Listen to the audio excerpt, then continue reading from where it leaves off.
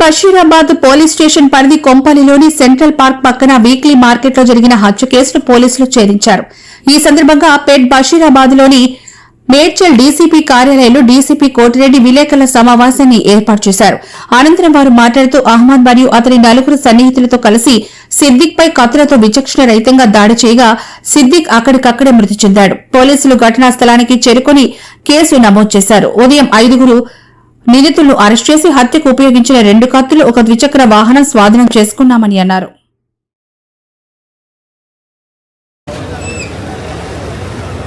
పరిధిలో నిన్న అనగా ఆదివారం సాయంత్రం 7:45 ప్రాంతంలో కొంపల్లిలో ఉన్నటువంటి సెంట్రల్ పార్క్ వెజిటబుల్ మార్కెట్లో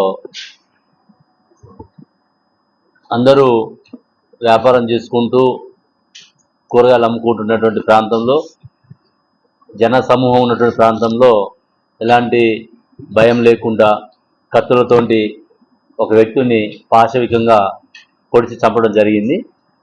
ఆ కేసుని ఇమీడియట్గా పోలీస్ స్టేషన్లో నమోదు చేసుకొని ఇమీడియట్గా మా additional DCP Purushottam, ACP Ramulu, inspector Vijayvardhan, SOT inspector Shyam Sundar Reddy, అదేవిధంగా మా డిఐ అజయ్, మొత్తం టీము ఎస్ఓటీ అండ్ ఇక్కడ బషీరాబాద్ పోలీస్ స్టేషన్ జాయింట్గా టీమ్స్ ఫామ్ చేసుకొని అక్కడ పబ్లిక్లో కూడా మనకి ఫుటేజ్ కలెక్ట్ చేసుకోవడం జరిగింది. ఆ ఫుటేజ్ ఆధారంగా ఇమీడియట్గా పర్సన్స్ని ఒకరిద్దరిని ఐడెంటిఫై చేసుకొని వాళ్ళ ద్వారా మొత్తం 5గురిని అదుపులోకి తీసుకోవడం జరిగింది. ఇందులో మనం వివరాలు చూసినట్లయితే ఇక్కడ మనకి చనిపోయినటువంటి వ్యక్తి సయ్యద్ సిద్దికి,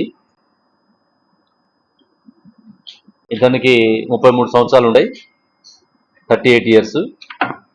అంటే మెయిన్ రైవల్రీ ఏంటంటే వీళ్ళ మధ్య ఇద్దరు కూడా, ఇప్పుడు మృతుడికి తర్వాత నేరస్తుడికి ఇద్దరు కూడా ఈ వెజిటేబుల్ మార్కెట్లో నైట్ పూట ఈ ఛార్జింగ్ లైట్స్ రెంట్కి ఇచ్చేటువంటి ఏజెంట్స్ ఉంటుంది, ఏజెంట్గా పనిచేస్తారు వీళ్ళు. ఆ రెంట్కి ఇచ్చే దాంట్లో ఇద్దరి మధ్య పోటీ జరుగుతున్నది. గత 15 సంవత్సరాలుగా ఈ సయ్యద్ సిద్దికి వాళ్ళ ఫ్యామిలీ చేస్తున్నది మేడ్చెల్లు, కోంపల్లి ఈ ఏరియాలో.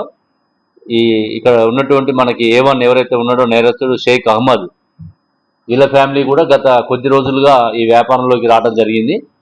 వీళ్ళ మధ్య ఈ వ్యాపారంలో పోటీలుండి మేడ్చల్ పోలీస్ పరిధిలో 2 months బ్యాక్ కూడా ఒక కేసు నమోదైంది వీళ్ళ మీద. సయ్యద్ సిద్దికిని, ఇందులో ఎవరైతే మృతులు ఉన్నాడో ఈ సిద్దికే ఇతన్ని కొట్టడం జరుగుతుంది. దాని మీద కేసు అయింది అక్కడ.